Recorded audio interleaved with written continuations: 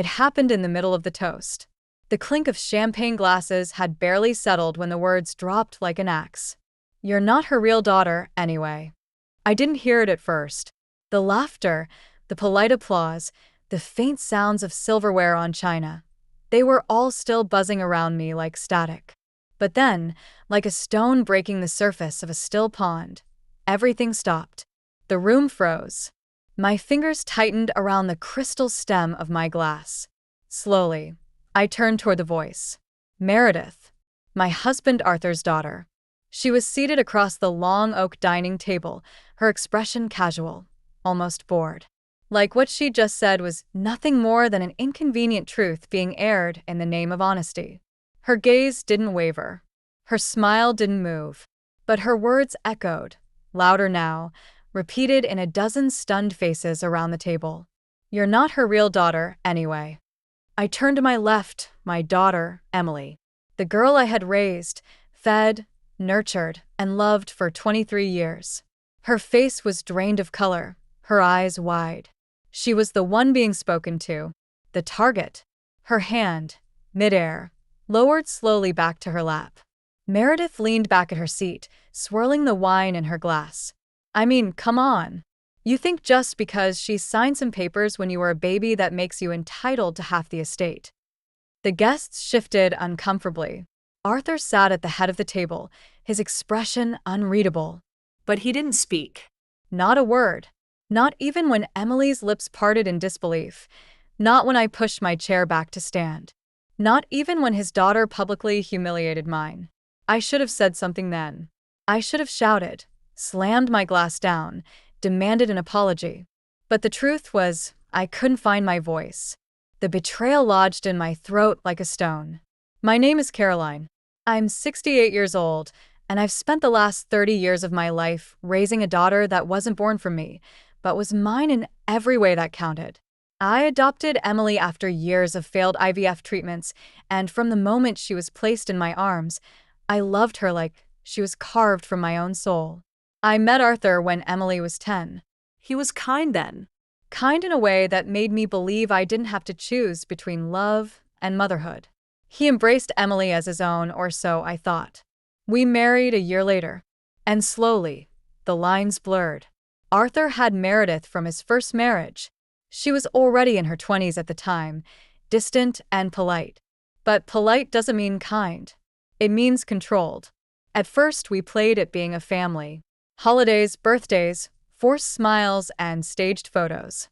Meredith tolerated Emily like one might tolerate a neighbor's cat, harmless, so long as it kept to its corner. But I never imagined it would come to this.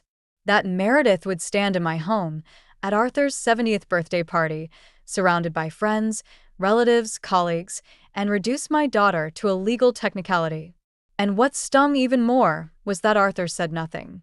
After that night, the party dissolved quickly. The mood soured like spoiled milk.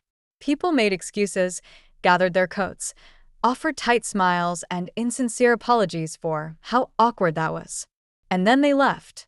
Arthur never apologized. Not to me. Not to Emily.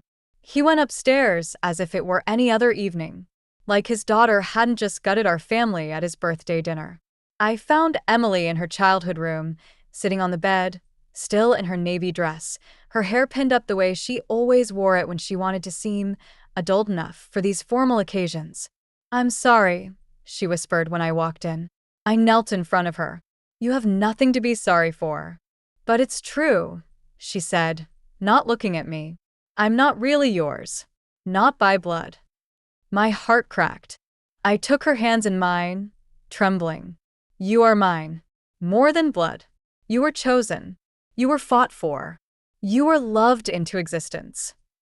A tear fell from her eye, and I wiped it away. "Why didn't he say anything?" she whispered. And I didn't have an answer. Because I didn't understand it either. The days that followed were quiet, but heavy. Like the calm before a storm you can feel in your bones. Arthur carried on like nothing had happened. Meredith disappeared back to her high-rise apartment, and Emily stayed with me, hovering like she didn't know where else to go. 3 days later, I found a folder on Arthur's desk. It was labeled simply, Revision estate planning. My stomach dropped. I opened it. Inside was a revised version of our joint will. My signature wasn't on it, but his was. The changes were subtle but deliberate. The house, the one we bought together 10 years ago, was to be left entirely to Meredith. Not split. Not shared. Not even acknowledged as a point of conflict. Emily's name had been erased. Like she never existed. I stood there, trembling, my hand over my mouth. The betrayal wasn't just emotional, it was legal. Strategic. And it was war. Because here's what Arthur and Meredith didn't know. The house wasn't in both of our names. It was in mine. All mine. Arthur had convinced me years ago to simplify our finances to avoid probate complications. So I had kept it under my name, agreeing we'd revisit the paperwork later. But we never did. And now? Now I had the only card that mattered. They wanted to erase my daughter? They were about to learn what happens when you try to erase a mother. This wasn't over. This was just the beginning. Before we continue, take a moment to let me know where you're watching from in the comments, and don't forget to like and subscribe to more powerful stories like this one. I didn't sleep that night. Not a minute. I lay awake listening to the distant hush of the ocean beyond our windows, the same waves that had once soothed me, now crashing like accusations. Over and over. Ruthless. Relentless. By sunrise, I had already made coffee, sorted through every file in my home office, and found the original property deed. There it was. My name. Caroline Emerson. No cosigner. No amendment. No joint ownership. Just me. When we bought this house 10 years ago, Arthur was in the middle of a messy tax situation from a failed investment deal. His lawyer had strongly suggested that the property be listed in my name only to protect it. Arthur had agreed. At the time, it seemed like a technicality. Now? It was my shield. But knowing I held the power and feeling it were two different things. Because power, as I was learning, is only useful if you're willing to use it. And I wasn't sure I was yet. I sat at the kitchen table, flipping through the will revisions again. Every clause was precise. Cold. Unmistakably calculated to push Emily out of the family narrative. As if her entire existence had been some inconvenient chapter they were finally ready to erase. And the worst part? Arthur had signed it 3 weeks before the birthday party. This wasn't a reaction to some misunderstanding. It was premeditated. That morning, I confronted him. He was in his study, reading the paper as if the world hadn't turned upside down just days earlier. The calm audacity of his routine made something inside me snap. I dropped the folder onto his desk with a loud slap. His eyes lifted. "What's this?" "You know exactly what it is." He looked at the label, then sighed. "Caroline, not this again." I folded my arms. "Not what again?" "Your daughter publicly insulted mine at your party, and you said nothing. And now I find out you've rewritten our will behind my back. Do you even hear yourself?" Arthur looked up at me, tired. "You're overreacting." That was it. That phrase. Overreacting. How many times had I heard that word used to silence women? To shame us when we see betrayal for what it is? My voice was calm when I answered. "I'm going to ask this once, Arthur. Why did you do it?" He didn't respond at first. Just rubbed his temples like I was giving him a headache. Then finally, "Meredith has expectations. She's my biological daughter. She feels she should have a greater stake in the legacy. So, you just cut out Emily? Like, she's a stranger?" I leaned forward. "Do you honestly believe blood is the only thing that makes someone family?" His eyes flicked toward the folder. "She's not mine, Caroline. And yet you helped raise her. You hugged her goodnight. You came to her graduation. You walked her down the aisle when her biological father wouldn't even return her calls. That was different. Back then." No. It wasn't. His silence spoke louder than any denial could. "I know you've always resented the fact that I didn't give you a biological child," I said, my voice low, dangerous. "But Meredith was an adult when we married. She never once accepted me. And now you're handing her everything?" He pushed back his chair and stood. "This conversation is going nowhere." "You're right," I said, stepping closer. Because there is no conversation. I held up the property deed and let it fall beside the will. He frowned, picked it up, scanned it. What is this? It's the title to the house, I said, enunciating every word. You remember, the house we bought together during your IRS fiasco? The one we agreed to put in my name only, temporarily? His brow creased. You never transferred it? No, I said, letting the truth hang in the air. Because I stopped trusting you the moment you started erasing my daughter. He stared at me, speechless. Do you see now? I whispered. You can't give away what was never yours. The look in his eyes shifted then, from arrogance to uncertainty. Good. But I wasn't done. You want to play hardball? Fine, I said. But make no mistake, Arthur. You tried to write my daughter out of our family. I will never forgive that. And I walked out, leaving him standing in the ruins of his plans. That afternoon, I met with a lawyer of my own. Her name was Lydia Hahn. Young. Sharp. The kind of person who could gut a man's argument with a single sentence and make it look like manners. I told her everything. The will revisions. The verbal attack on Emily. The emotional manipulation. The silence. Lydia nodded as I spoke. She didn't interrupt. Didn't pity me. She simply listened like she was already building a war map in her mind. Finally, she said, You have the upper hand. But if you want to win this completely, we need to make sure they know it. How? She smiled faintly. We show them that you're willing to go further than they are. And that's when we began. Letters were sent. A cease and desist to Arthur's estate lawyer, notifying him that any attempts to alter joint assets without my explicit consent would be legally challenged. A formal addendum to my will, declaring Emily as my sole heir. And an official request to remove Arthur's name from the emergency contact list on my healthcare directive. It wasn't just about the property anymore. It was about taking my life back, every piece of it. But I didn't stop there. I made a quiet visit to the local historical society, the same one Arthur had dismissed years ago when they approached us about restoring our house as a protected landmark. He thought it was beneath us. But they were thrilled to hear from me now. Turns out they had grants and publicity opportunities ready for homeowners willing to partner with them. I signed the paperwork that week. When Arthur came home the following evening and saw the small bronze plaque being installed on our front gate, his face went pale. What is that? It means, I said, sipping my tea, that the house is now protected. Can't be torn down. Can't be radically altered.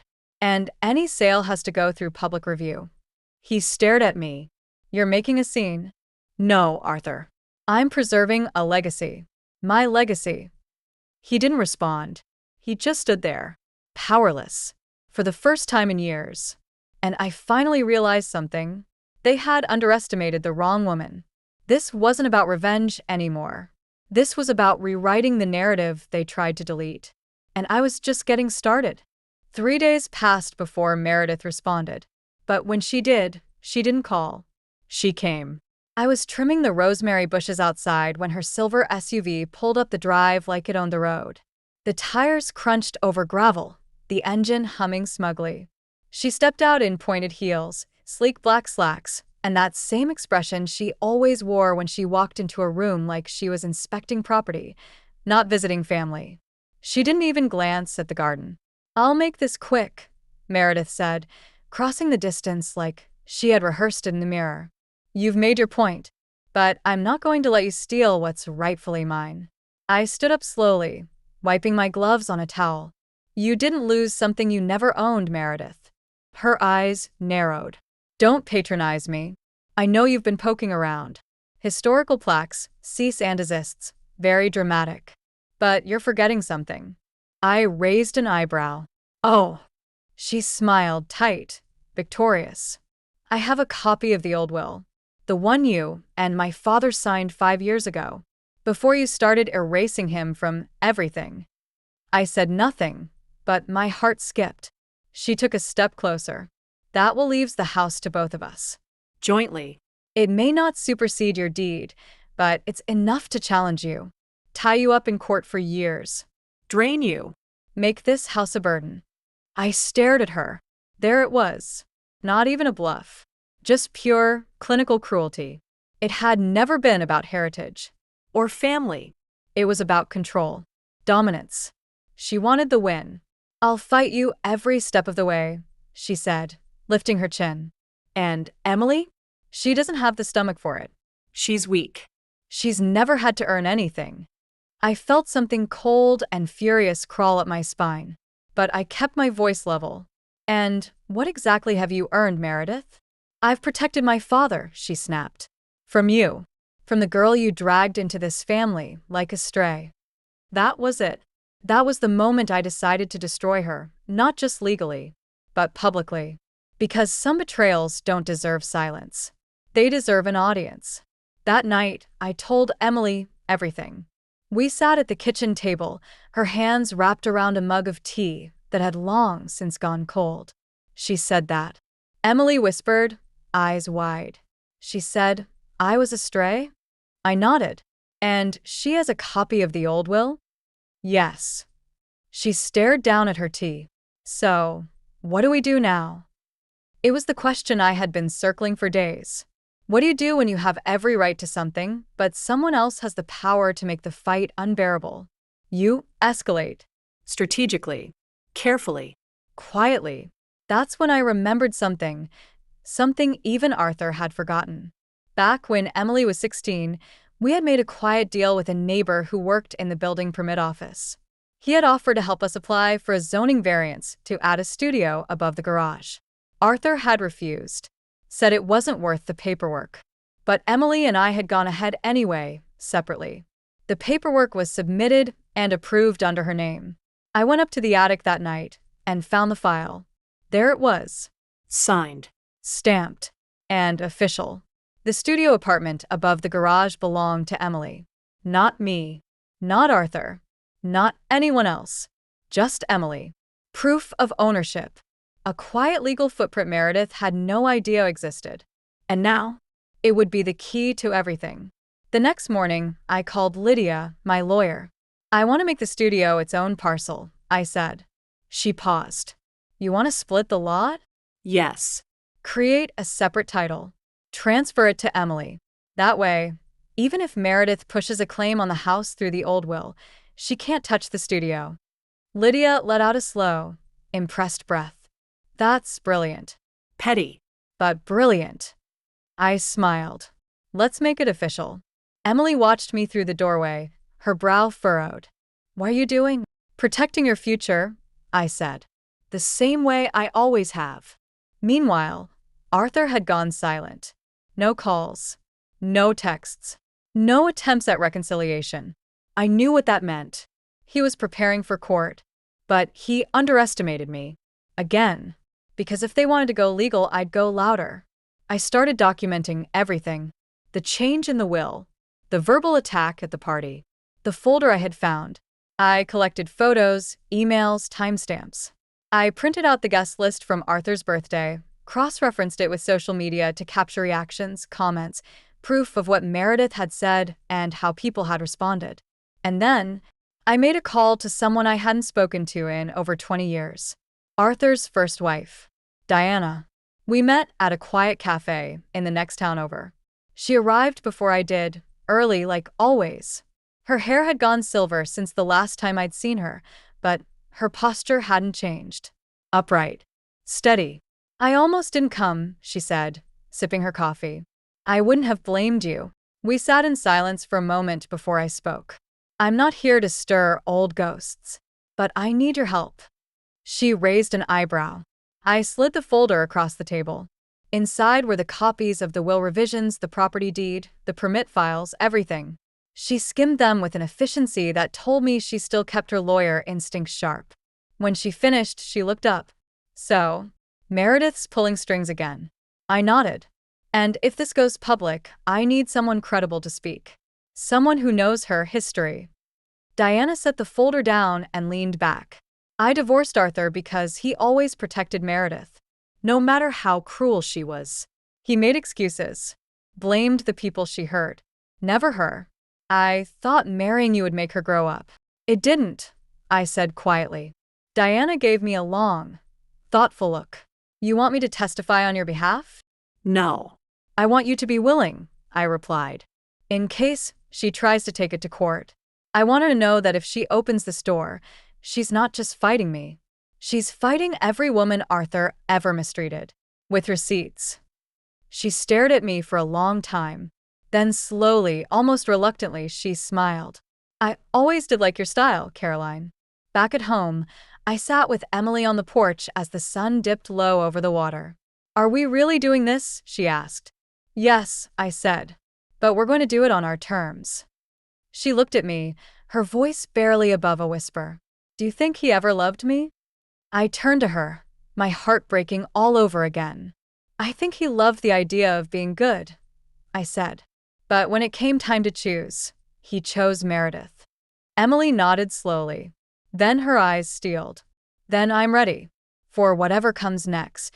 I reached for her hand. We fight smart, I said. We don't scream. We don't beg. We build walls they can't climb. We leave them watching from the outside. She squeezed my hand. Let them try. And as the sky turned to dusk, I realized something else. They thought the damage was done. They had no idea what was coming. The article dropped on a Monday morning. I hadn't even finished my coffee. The headline was bold, biting, and unmistakably targeted. Heiress by paperwork.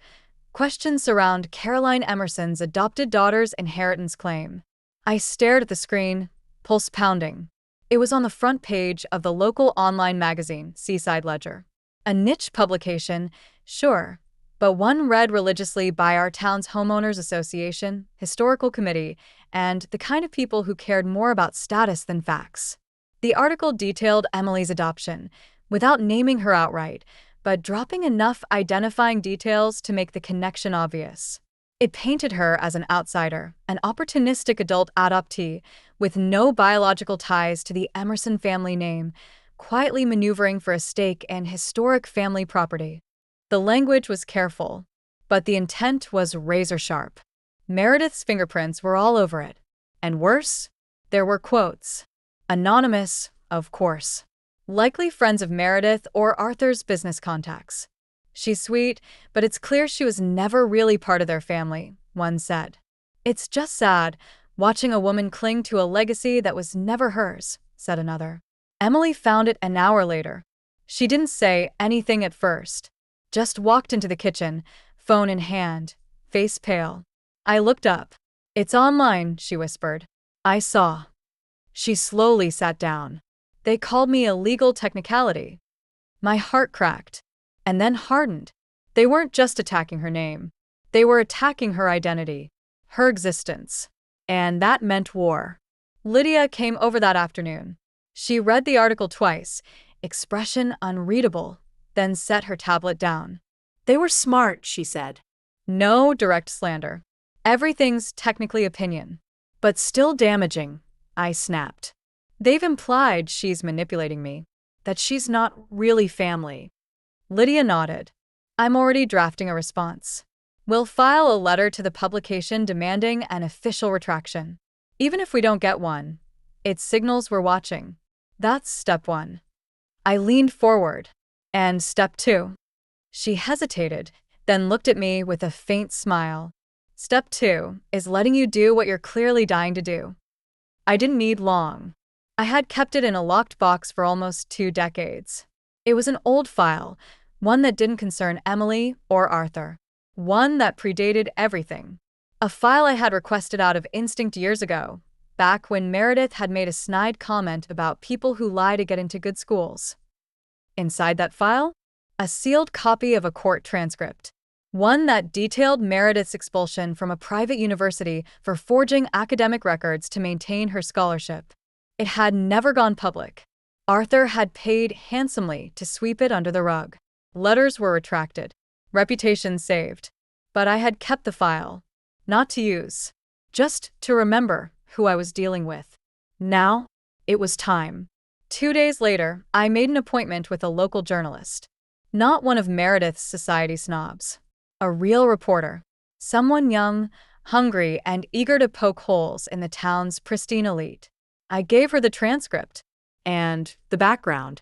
off the record at first, but I could see the light in her eyes. "This has never been published before?" she asked. "No." "And she's still sitting on the board of the historical committee?" "Yes." The journalist leaned back. Well, well. She smiled. "It's funny, isn't it? How much public record says when you know where to look." The story ran 3 days later. It wasn't a front-page piece, but it didn't need to be. It was quiet, calculated, devastating. Historic committee member once expelled for academic fraud, now influencing property legacies? It didn't mention Meredith by name until halfway through, but when it did, it hit hard. The article cited official court transcripts, names of administrators, Dates. details about the scholarship fund she had abused. No opinion, just fact. Brutal, undeniable fact. I was on the porch when Arthur pulled into the driveway that evening. His car door slammed harder than usual. He came storming up the path, holding his phone like it was a weapon. "You had no right," he barked. I looked up slowly. Calm. Centered. Ready. I had every right. That was 20 years ago, Caroline. And so was the day I adopted Emily, I shot back. Funny how one past is relevant and the other isn't. He flinched. "You're going to destroy our reputation." "No," I said softly. "Meredith did that. I just turned on the lights." He stood there, seething. "I don't even recognize you anymore," he said finally. "You never did," I replied. And I walked back inside. The fallout was swift. The historical committee issued a statement, reviewing the integrity of all its board members. Meredith's appointment was suspended indefinitely. Sponsors pulled out of a gala she was organizing. And the whispers started. The same society friends she weaponized against Emily now turned their backs in silence. One by one. It wasn't just a personal blow. It was social annihilation. Emily said nothing for 2 days. Just stayed close, unsure of how to process the storm unfolding around us. But on the third morning, she walked into the kitchen holding a printed copy of the article. "You did this for me?" I looked at her. "No," I said, smiling gently. "I did it for us." She swallowed hard. "I didn't think I was strong enough to survive this." "You don't have to be strong every day," I said. "You just have to know who's standing beside you when you're not." That afternoon, Arthur called. His voice was low. Tired. Maybe ashamed. "Meredith's considering legal action." I'm not surprised. "But she's also reconsidering her claim." I said nothing. "Maybe if you're willing to meet halfway." "I'm not." He paused. "I just want to preserve peace." "Then you should have spoken up at the dinner table." Another silence. Then he said something I wasn't expecting. "She's scared of you now." I didn't smile, but I felt the burn of vindication in my chest. She should be. And I hung up. That evening, Emily and I sat on the porch as the sky turned a dusky gold. "You think it's over?" she asked. "No," I said. "Not yet." "Then what now?" I looked out at the sea. "We finish this. One last move." She turned toward me. "What are you going to do?" I smiled faintly. "I'm going to show them what legacy really looks like." And in that moment, I knew exactly what had to come next. I had a plan. One that would make everything public. One final move to end this battle, not just legally, but morally. Because when they tried to bury us, they didn't realize we were the roots. I announced it on a Thursday. Just a simple post on the Historical Society's page. Public event, a legacy of love. Caroline Emerson to speak on family, inheritance, and the true meaning of belonging. Date. Saturday. Time. 3 p.m. Location. Emerson House. Open to all. No drama. No fanfare. Just enough bait to draw everyone who was watching from the shadows. And there were plenty watching now. The story about Meredith's expulsion had gone quietly viral in our community. People didn't say it out loud, but I could feel the shift. Where once there had been whispers behind closed doors, now there were second glances, awkward silences in the grocery store, thin-lipped smiles from Arthur's former allies. They were curious. They wanted to know what I'd do next. So I gave them something they'd never forget. The morning of the event, The house was glowing. I opened every curtain, lit every candle, and placed framed photographs across the mantel, ones they hadn't seen in years. Pictures of Emily as a toddler, asleep on my chest. One from her graduation, her arm linked with Arthur's. And my favorite, the day I signed the adoption papers. I was crying. She was clutching a teddy bear. A family. Real. Not perfect, but real. Emily hovered behind me, still unsure. Are you sure we should do this? Yes, I said gently. Because if we don't tell our story, they'll keep telling it for us. By 2:30, the cars began arriving. They came dressed like it was a fundraiser. Some were friends. Some were fence-sitters. And some, I knew, were only there to see if I would fall apart. Meredith didn't show. But Arthur did. He stood toward the back, arms folded. His face was unreadable. I didn't care. This wasn't for him. It was for Emily. And for every woman who'd ever been made to feel like her place in a family was conditional. At exactly 3 p.m., I stepped to the center of the living room, the fireplace behind me glowing with soft flames. The crowd fell into a hush. I looked at them, one by one, then took a breath, and spoke. I want to tell you a story, I began, about two women. One born into a name, one chosen by it. Both were raised under the same roof. One was told from day one she belonged. The other was reminded, subtly, cruelly, that she didn't. Some people shifted uncomfortably. Good. Let them. I adopted my daughter, Emily, when she was only a baby. I didn't give birth to her, but I gave her everything else. My name, my time, my love, my whole damn life. There were a few soft nods now. But last month, at a dinner in this very house, someone decided to publicly remind her she wasn't real family. I let that sit for a moment, and I stayed silent. Now they looked at me, really looked, some uncomfortable, some ashamed, but not anymore. I turned toward the mantel and lifted a frame. It was a certificate, her adoption decree. This document doesn't just say I signed a paper. It says I chose her. In a world full of options, I chose her. And I'd do it again, 1,000 times. A flicker of emotion swept through the room. I placed the frame down, then pointed to the next photo. This is from the day Emily graduated top of her class. No silver spoon. No backroom deals. Just hard work, grit, and grace. The audience leaned in. And yet, because she wasn't born into this family's bloodline, she was called a fraud. A legal technicality. A stranger. My voice cracked slightly, but I pushed through. I'm here to say, on record, that this house, this legacy, this story, it belongs to her. And it always has. Now the tears came, and I didn't hide them. Because love, not blood, is what makes a family. I looked across the room at Arthur. He didn't speak, but his eyes flickered. I turned to Emily, standing just behind the archway. Come here, sweetheart. She shook her head slightly, afraid. I stepped aside and held out my hand. You have something to say, too. Don't let them write you out. She walked slowly to the front. Every step was hesitant, but she made it. She looked out over the crowd, voice soft but clear. I used to wonder if I really belonged, she said. Even when Mom gave me everything, I still felt borrowed. Like I had to work twice as hard just to deserve the love I was given. The crowd was silent. But I don't feel that way anymore. Because I know what love looks like. And it doesn't look like inheritance papers or cold dinner parties or last names scribbled into wills. She smiled, gently, but with steel beneath it. It looks like this house. This moment. This fight. And for those of you who still think I don't belong, she paused, eyes hardening. Don't worry. I'm not asking. The applause started slowly, then grew louder, fuller. People stood. Some cried. Others clapped like they were releasing something they held back for years. Arthur didn't clap. But he didn't leave either. That was its own confession.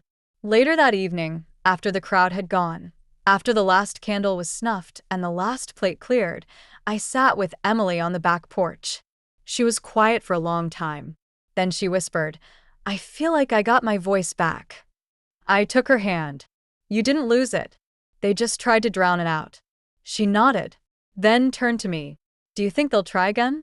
I looked out at the moonlit ocean, my heart steady. Let them try.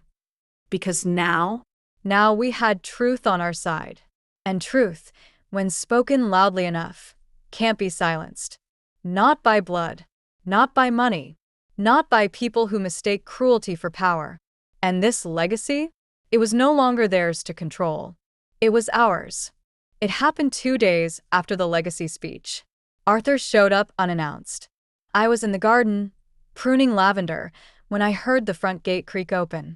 There he was, suit jacket wrinkled, hair disheveled, face pale like he hadn't slept in days. He didn't step forward.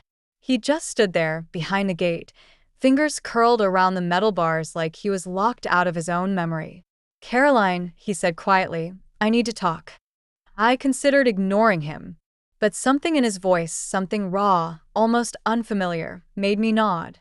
I led him inside. Not to the living room, not to the warmth of the kitchen, to the formal sitting room, cold, impersonal. The room Meredith always claimed as her conversation space. He noticed, and I wanted him to. I won't stay long, he began, easing down on the edge of the couch like it might reject him. I've made mistakes. I sat across from him, saying nothing. I shouldn't have stayed silent. That night, when Meredith said those things about Emily. Still, I said nothing. He swallowed. I thought I was protecting peace, but I was enabling cruelty. A pause. Then came the real reason for his visit. Meredith is still planning to fight the estate, he said. She's hired new counsel. They're combing through every document from the past 20 years. I stiffened. We've already locked the deed, I said. And the studio is on a separate title. What does she think she's going to find? He looked down at his hands. And that's when I noticed the envelope tucked into his jacket pocket. Cream-colored. A little worn. Handwritten. What's that? I asked. He didn't meet my gaze. Instead, he slowly pulled it free and held it out. I found this last week. In one of the old boxes. In storage. I hesitated, then took it. My name was on the front. The handwriting was unmistakable. It was Arthur's. But dated 2007. My chest tightened. Open it, he said softly. I did. And what I read stopped my breath. Caroline, if you're reading this, I'm gone. And I'm sorry I never had the courage to say this to your face. You gave me everything. A new start. A daughter I didn't deserve. A second chance at being a man with purpose. But I know I failed you. If Meredith ever tries to take the house, show them this letter. Show them that it was never hers. That I never wanted her to inherit what I didn't earn. Give it to Emily. She's more of an Emerson than I ever was. Love, Arthur. I looked up, stunned. But you're not gone. He rubbed his eyes. That was during my cancer scare. Before the surgery, I wrote a series of letters. I forgot they even existed. But when I found this one, he trailed off. I stared at the page again. My hands were trembling. He leaned forward. I never had the courage to stand up to Meredith. You did. Emily did. And now I want to make it right. Why now? Because I saw what legacy really means when you stood up in that room. I saw the way Emily looked at you. The way she spoke. That's legacy. He paused. I'm tired of watching my daughter destroy people because of her emptiness. I folded the letter slowly, carefully, and slipped it into a new folder on the table beside me. This changes everything, I whispered. He nodded. That's why I brought it. But I could see in his eyes. He didn't come for Emily. He came because he needed saving. And I wasn't sure I could offer that anymore. I showed the letter to Lydia the next morning. She read it twice, her fingers tapping thoughtfully against her chin. It's powerful, she said. It's not a legal document, but it shows clear intent. From Arthur. Against Meredith. If she tries to push a claim, we present this. The optics are devastating. I want to make it public, I said. She blinked. Are you sure? Yes. No more secrets. No more whispers behind doors. Let them see the truth. I called the same journalist who had run Meredith's academic scandal. She was skeptical at first, but when I handed her the letter, her eyes widened. It's intimate, she said. It's honest, I corrected. Do you want to remain anonymous? No. Do you want to protect Arthur? I paused, then shook my head. Arthur had years to protect me. And Emily. He chose silence. She nodded, and the story was set in motion. The article dropped Sunday morning. Headline: A letter from the past. The quiet confession that undermines Meredith Emerson's inheritance battle. It wasn't salacious. It was quiet, Poised. but powerful. It quoted the letter directly. It included context: Arthur's failure to stand up for Emily, the public legacy speech, the events at the birthday dinner. It painted a picture not of drama, but of truth. And the town responded. Suddenly, the same people who had stayed neutral began to speak. They left flowers on my porch. They wrote letters to the paper. Some called Emily directly, just to say, "You belong." Meredith? She exploded. First came the cease and desist letters to the paper. Then the snide social media posts, cryptic, bitter, performative. But it was too late. The tide had turned. She wasn't feared anymore. She was pitted. And that, for someone like Meredith, was worse than defeat. Arthur sent me one last message. A voicemail. I meant every word in that letter, he said. And I know I don't deserve forgiveness. But if there's ever a way to fix things with Emily, I want to try. I never responded, because this wasn't his story anymore. It was ours. Emily and I stood on the bluff that evening, looking out over the sea. The waves crashed below, relentless and beautiful. She held the letter in her hands. He wrote this for you, she said softly. No, I said. He wrote it about you. She folded it gently and slipped it into her coat pocket. I think I'm finally okay. I looked at her and saw it. Not just peace, but power. She had taken everything they tried to break her with and turned it into armor. This war wasn't over yet, but the battle had shifted. And our next move? It would be the one they never saw coming. We knew Meredith wouldn't go quietly, but we didn't expect her to go live. It happened on a Tuesday evening just as the sun was setting and the tide began to roll in hard, like it could sense what was coming. Emily and I were in the kitchen, laughing for the first time in weeks, when her phone lit up. A text. Then another. Then 10. All the same message. She's on Instagram Live right now. She's talking about you. Emily's hand shook slightly as she opened the app. There she was, Meredith, poised in a white silk blouse, seated in her designer living room. A golden retriever posed just behind her like a prop. Over 400 people were watching. I've tried to stay quiet through all this, Meredith said, her tone that calculated mix of composed and victimized, but the truth matters. Emily's jaw tightened. Here we go. I've been painted as cruel, as greedy, as someone trying to steal a legacy that wasn't mine. But no one's talking about what it's been like for me, watching a woman who is never legally my father's child try to take over our family estate. She clasped her hands dramatically. My father was manipulated, Coerced. dragged into guilt by a woman who saw him as a ticket to security and used her adopted daughter to seal the deal. Emily's face fell. She was 6 years old when we met, Meredith continued, barely speaking, constantly clinging to Caroline like a scared puppy. My father never had a choice. He was pressured into raising someone else's child. And now, they've erased him like he never mattered. There were tears in her eyes, but none in her voice. It was rehearsed, crafted, poison wrapped in satin. This story they're telling, it's a fairy tale. But real families are complicated.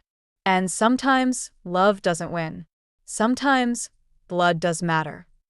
She ended the stream with a hollow sigh and a final line. I just want what's fair. What's rightfully mine. The stream cut off. Emily sat in silence. I reached for her hand. She pulled away gently. No, she said. Not this time. And walked out of the room. She didn't speak much the rest of the evening. She went up to the studio, her space above the garage, and closed the door. Hours passed. I let her be. But when I knocked around midnight, she opened the door and said just 3 words. "I'm ready now." The next morning, I woke to the sound of her typing in the living room. She was at my desk, hair pulled back, eyes locked on the screen. "Emily." She turned to me, calm, steady. Clear. "I'm writing a letter," she said. "For everyone." I approached slowly. "Are you sure?" "Yes," she said. "Because Meredith wants to weaponize the past?" "Fine. Let's give them all of it." 2 days later, her letter was published in the Seaside Ledger under the title, "You Called Me a Stranger. Here's the Truth." It was long, vulnerable, and absolutely devastating. I was 6 when I met Arthur Emerson. I remember it clearly because it was the first time a man offered to braid my hair without flinching when I cried about it being pulled too tight. I remember the way he smiled at my mother. And I remember thinking maybe, just maybe, we were going to be safe now. But safety, I learned, is conditional. It depends on silence, on obedience, on knowing your place. For years, I stayed quiet when Meredith made comments. When she told people I was the adopted one. When she would introduce me as Caroline's kid instead of her sister. When she'd look at me like a smudge on a perfect photo. But now I see it clearly. You weren't defending family, Meredith. You were defending power. And your biggest threat wasn't me. It was a world where love matters more than legacy. Where choice matters more than blood. You called me a legal technicality. But here's the technicality you missed. I may not be your biological sister.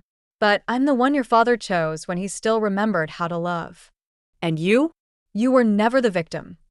The letter went viral. Not just in town. It spread through statewide media. It struck a chord. News outlets ran headlines like, "Adopted daughter responds to inheritance feud with poise and power. Blood versus bond. A family's war goes public." And the comments poured in. Support. Solidarity. Applause. From strangers. From other adoptees. From people who had spent their lives wondering if they were enough. And suddenly, Emily wasn't just reclaiming her narrative. She was rewriting the entire playbook. Meredith? She snapped.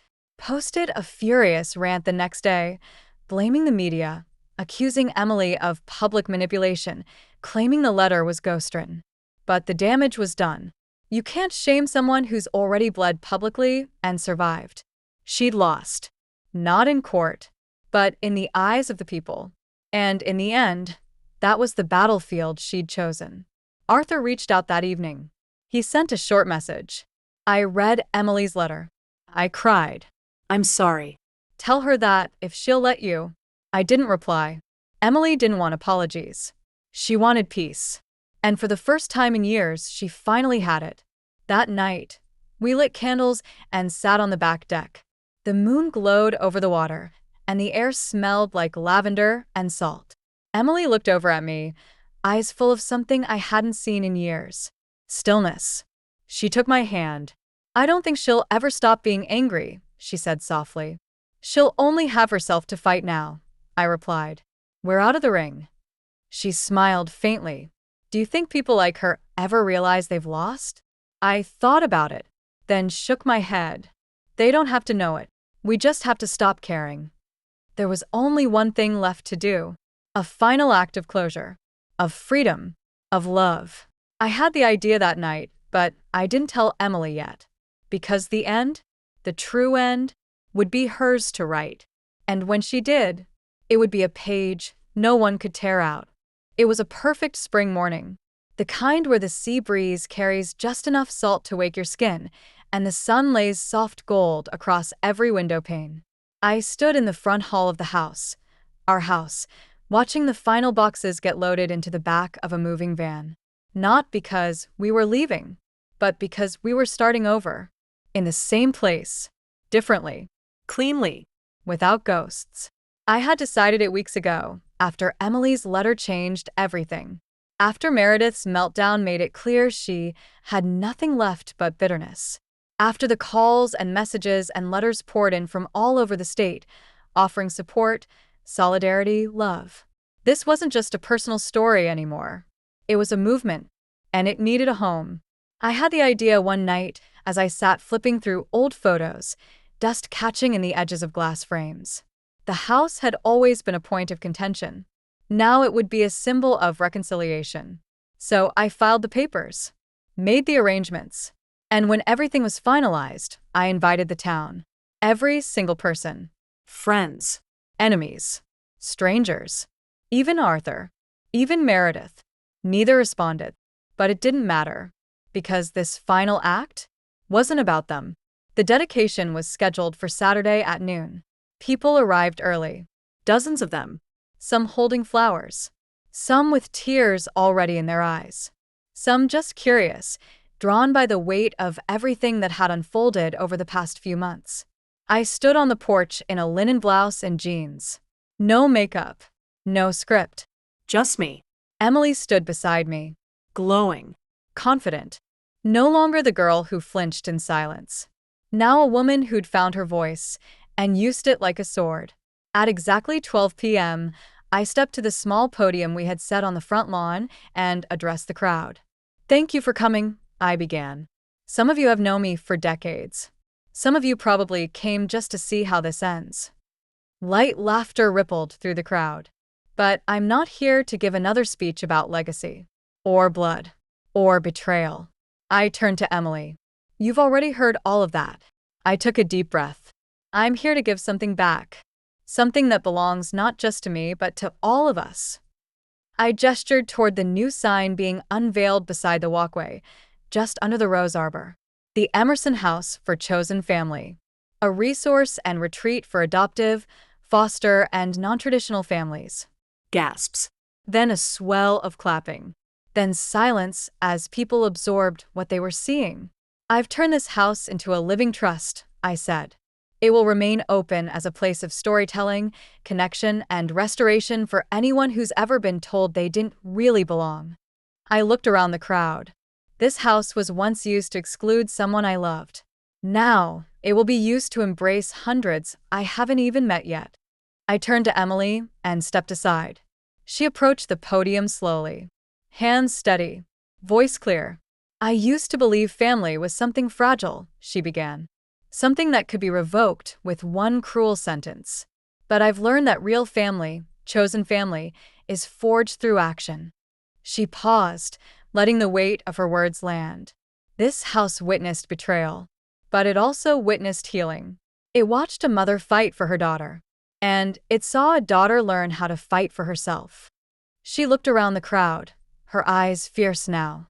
"So, if you're someone who's ever been called less than blood, less than worthy, less than real, you are welcome here. This is your place, too." The audience rose in a standing ovation. Tears flowed freely, some from strangers who had followed every twist of our story, some from friends who had never truly understood our bond until now. And in that moment, I felt something I hadn't felt in years. Weightless. Arthur didn't show, but he sent a letter. Short. No apologies. Just 2 lines. "You've built something better than I ever could have imagined. Please take care of her for both of us." I burned it in the fireplace that night. Not out of anger. Out of finality. He had made his choices. Now we were making ours. Meredith posted a photo on social media that same day. Smiling in a luxury resort. Caption: "Some people drown in sentiment. I swim in clarity." The comments were brutal. She deleted her account the next week. And just like that, the woman who tried to erase us vanished. Not with a bang, but with a whimper. 6 months passed. Then a year.